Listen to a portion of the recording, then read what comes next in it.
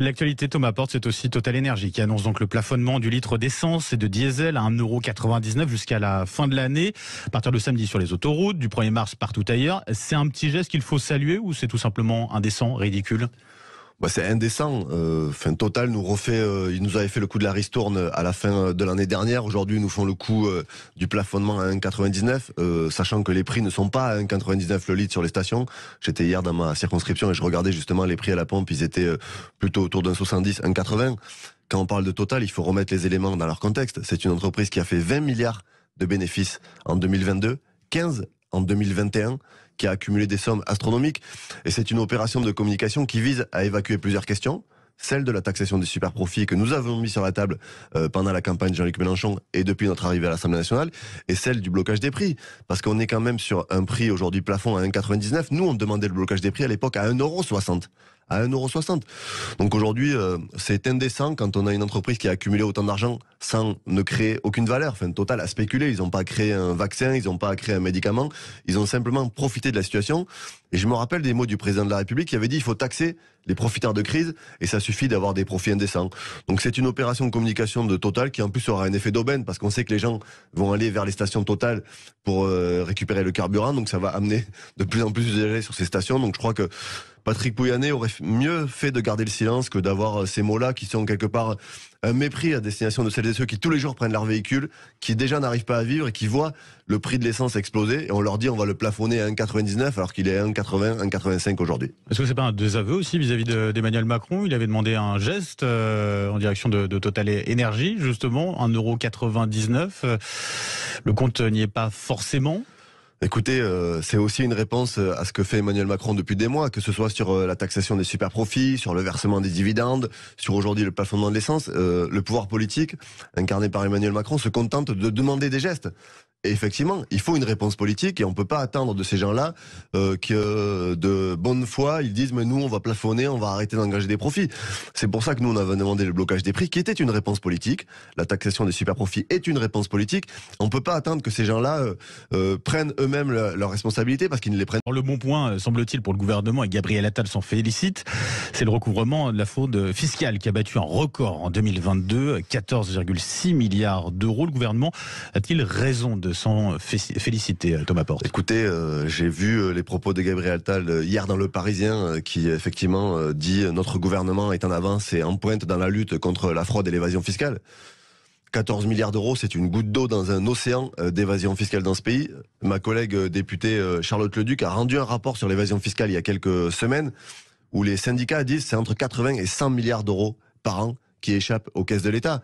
Et pour donner un peu le contre-pied à ce que dit Gabriel Attal, en quasiment 20 ans, le nombre de salariés à la direction générale des finances a baissé de 50 000. Donc c'est-à-dire qu'on perd des agents qui vont contrôler, qui sont chargés de suivre l'argent qui échappe à l'impôt.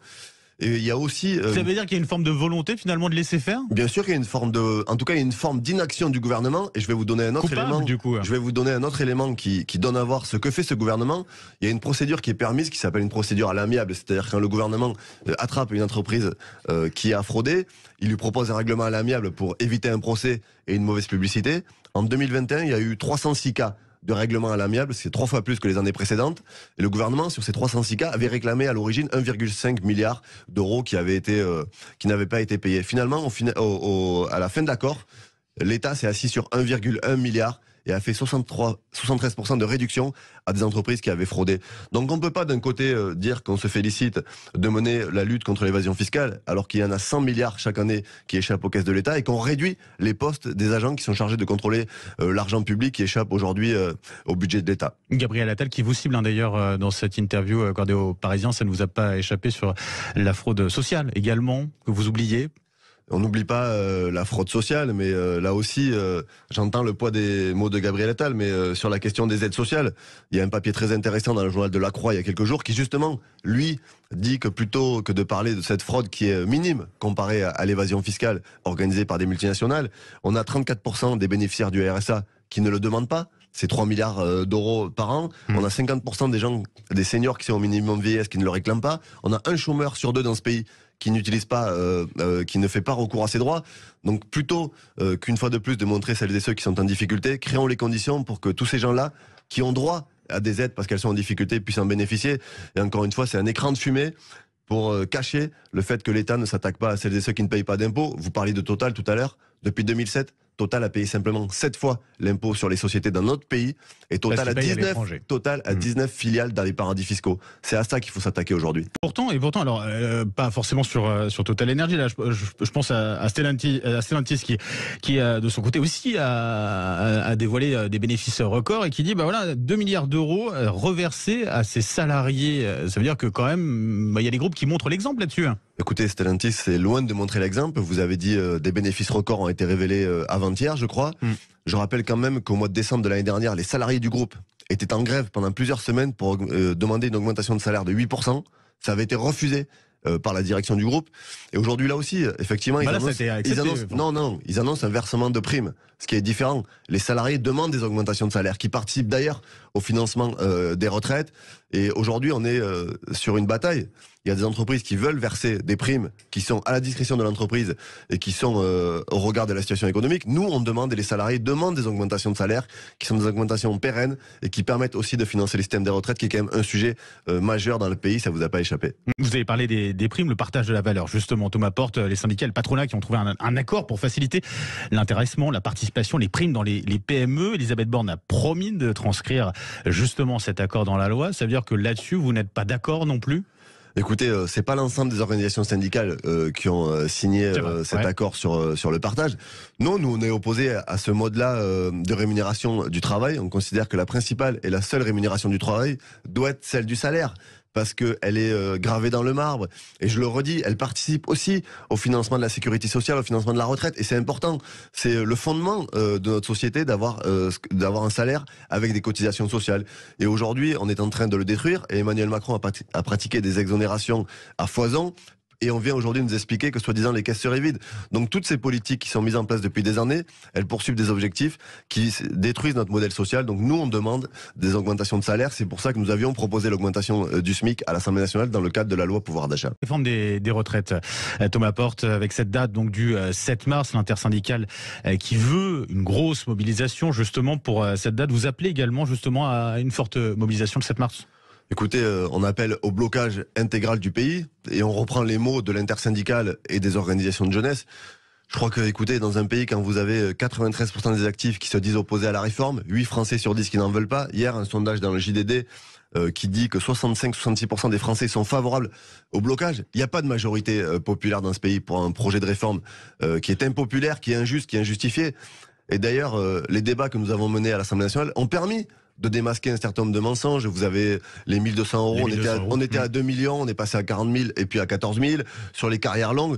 Donc il faut mener cette bataille-là. Et oui, la date du 7 mars, elle est très importante. Il faut bloquer le pays. Il n'y a qu'une solution pour ce président. Reconductible ? Évidemment. Après, ce sont les organisations syndicales qui décident, mais je note que de très grosses fédérations ont appelé à la grève reconductible. J'étais moi-même hier et avant-hier dans ma circonscription et les gens sont déterminés, prêts à aller jusqu'au bout, jusqu'au retrait de cette réforme qui ne passe pas. Et la colère, elle est là et ce gouvernement est irresponsable. Il faut qu'il revienne à la raison et qu'il retire ce texte. Les relations se sont améliorées entre la France Insoumise et les syndicats ? Écoutez, les relations, elles ont toujours été en bon terme. Je vois le jeu qui est fait. Il y avait effectivement, il y avait une différence de stratégie sur la bataille parlementaire. Et elle est assumée. Vous attendiez que vous retiriez vos amendements pour passer au vote de l'article 7. Vous avez refusé. Nous, on avait une autre stratégie parlementaire et au final, on est quand même rassemblés sur l'objectif commun qui est le retrait de la réforme. Je note que les sénateurs des autres groupes de la NUPES qui vont entamer le débat au Sénat, ont dit eux-mêmes qu'ils allaient prendre le temps de discuter du texte pour lever tous les mensonges de ce gouvernement. Ils ont dit même qu'ils étaient favorables à ne pas aller à l'article 7 avant la mobilisation du 7 mars. Je crois que l'ensemble de ce texte, il est important. Et surtout, nous n'avons pas à subir le temps parlementaire imposé par le gouvernement. Je rappelle que le 47.1 et les 15 jours de débat, 20 jours contraints à l'Assemblée, c'est le gouvernement qui les a imposés pour un texte qui va donner 2 ans de plus à chaque Français. Quelques mois de débat auraient été nécessaires. Un mot sur votre tweet où vous voyez poser le pied sur un ballon à l'effigie du ministre du Travail, Olivier Dussopt. Vous avez été exclu 15 jours de l'Assemblée. Vous avez dit assumer cette photo. Vous l'assumez toujours. Si c'était à refaire, vous n'hésiteriez pas ? Je l'assume toujours et je le referai si c'était à refaire. J'ai expliqué que c'était pas un appel à la violence, évidemment, et que dans ce pays, il y a une tradition de carnaval, de droit à la caricature qui tourne en ridicule les puissants, qui est une arme politique au service de la contestation. Donc oui, maintenant, la sanction qui a été prononcée à mon égard est absolument ridicule, surtout qu'elle est mise en comparaison avec celle d'un député du Rassemblement national qui avait tenu des propos racistes. Écoutez, j'ai reçu beaucoup de messages de soutien. Personne n'est dupe de l'instrumentalisation qui a été faite par la majorité et par Aurore Berger sur ma sanction. Donc moi, je suis tout à fait tranquille avec ça et je suis aujourd'hui mobilisé contre ce projet de réforme des retraites comme je l'ai été dans l'hémicycle. Une dernière question, rapidement. Thomas Porte, on l'a appris hier par nos confrères de Libération, le ministre des Armées, Sébastien Lecornu, visé par une enquête du parquet national financier pour prise illégale d'intérêt. À l'époque, il était président du département de l'Eure. Sébastien Lecornu aurait pris part, le conditionnel, à des délibérations concernant la société d'autoroute Paris-Normandie, une société dont il était par ailleurs administrateur. Si jamais le PNF le met en examen, Sébastien Lecornu peut-il rester ministre ? Écoutez, ça c'est à Emmanuel Macron de décider, mais je crois que surtout c'est une spécialité aujourd'hui de la Macronie d'être au cœur des affaires. On a eu pendant la réforme des retraites les révélations sur Olivier Dussopt qui est sur un marché avec l'Assor.